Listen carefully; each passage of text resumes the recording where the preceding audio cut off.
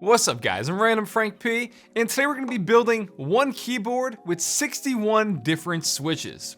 This is the GK61, and it's a good starting point for a keyboard kit if you want to get into, the whole custom keyboard community.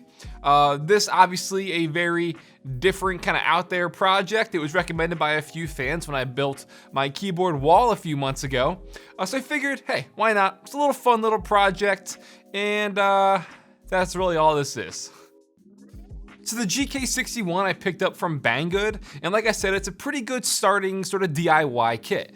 It comes with a nice felt carrying case, a keycap puller, the USB-C cable, the frame, the plate, the PCB, and the stabilizers. So definitely not bad. The case I have here is aluminum, so it's pretty solid, but you can also pick it up in different variants like a wooden case. There's even a plastic case, all for cheaper options. Checking it out for a 60% keyboard, it's gonna have your standard layout, nothing too different. And the polished aluminum alloy has this sort of silver shine to it that it does look pretty nice. When it's on your desktop, it's gonna look nice and simple.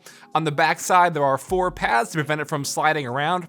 There are no flip out feet, but the case itself is angled slightly. So the aluminum alloy frame that we have is $90, but like I said before, you can pick it up in different variants. They have a wooden one, which is $80, and there's also an ABS plastic one for $45. So again, if you're getting into the whole hobby, not a bad starting point. Are the stabilizers genuine cherry? No. Do you typically want to use an aluminum alloy frame like this? Not necessarily. Maybe you would want to go a different direction when it comes to a plate. But again, not too bad for just starting out. Now, the switches. Since we have 61 individual slots to fill on this keyboard to complete the 60% layout, I wanted to use 60 different individual switches, which is actually pretty difficult. I think I have around 80 individual ones, so it worked out nicely. We can just pop them in and be good to go. Now the name GK61 mainly comes from the actual PCB here. And the big thing about this that I like personally is the fact that it has hot-swappable switches and RGB lighting built in. While I know a lot of enthusiasts out there prefer actually soldering switches, the advantage to hot swapping is for a project like this, where you can put in all different switches and then switch them out, pun not intended, as you want. So if you pick up new switches, swap them all out, test them out, and continually do that without having to solder or desolder. That's why I like the hot swap sockets. So then once I got them all picked out, there was no real organization to this. I just randomly started putting them in the PCB. I didn't pay any attention to where the linears were in comparison to the clickies. I just wanted to make it a big smorgasbord of random colors without really, there's just no thought required to this. And you factor in the RGB lighting and all the colorful switches, and you now have a pretty vibrant keyboard underneath the keys. And if you're someone who's only used to seeing, blues, browns, and reds, you're probably thinking to yourself, what are all these random ass colors?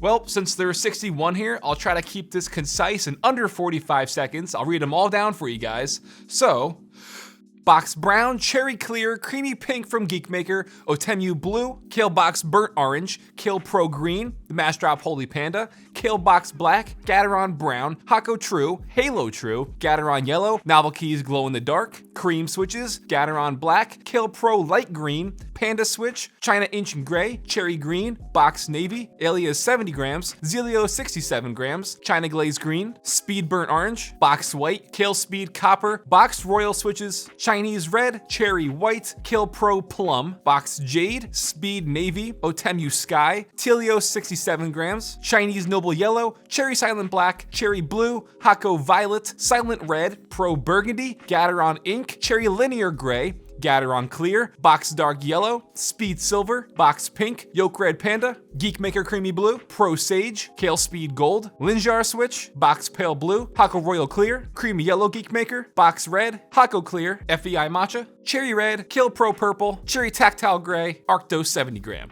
So 61 all different switches, and I wanted to get those transparent keycaps to put on this, but I realized I didn't have any for the space bar and all that stuff, so I just repurposed some old switches from a Mass Drop keyboard that I'll put onto this. In the moment you've all been waiting for, the sound test.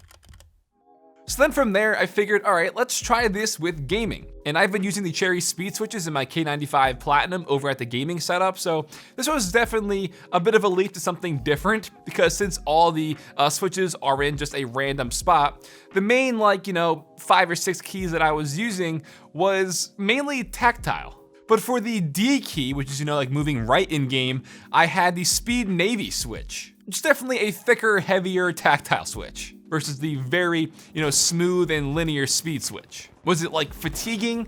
No, not really. Just definitely wasn't what I was used to, obviously.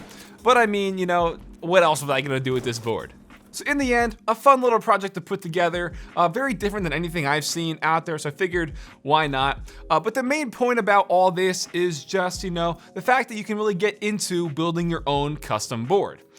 Put on some different keycaps on here, throw on an artisan cap, pick up a colored coiled cable. If you're used to using blue switches, get something different like Gateron Inks or the Matcha switch. That's the whole point of this, because in the end, it's a pretty nice looking keyboard. And if you want to, pick up, that plastic one, you're starting off at $45 and all you need is switches and the keycaps. Now, is this gonna be for, enthusiasts and stuff? No, because then you're getting into more of a different plate to absorb a lot of those pings and stuff. I didn't talk about lubing the switches or, Band-Aid mods and stuff. That is all a story for a different day. And yes, coming very, very soon, I have that custom keyboard build that I've been talking about recently. It is finally going down very, very soon, end of July. So in the end, fun project with no meaning whatsoever. We did it because we can. If you want to check out this board and the others, I'll put the Banggood link for you in the description down below, as well as the Novel Keys links. You can find tons of different switches that are available. If you like this video, give it a thumbs up to show your support. Feel free to follow me on Twitter at randomfrankp. And lastly, if you haven't already, hit that subscribe button. I hope you enjoyed. Have a good day.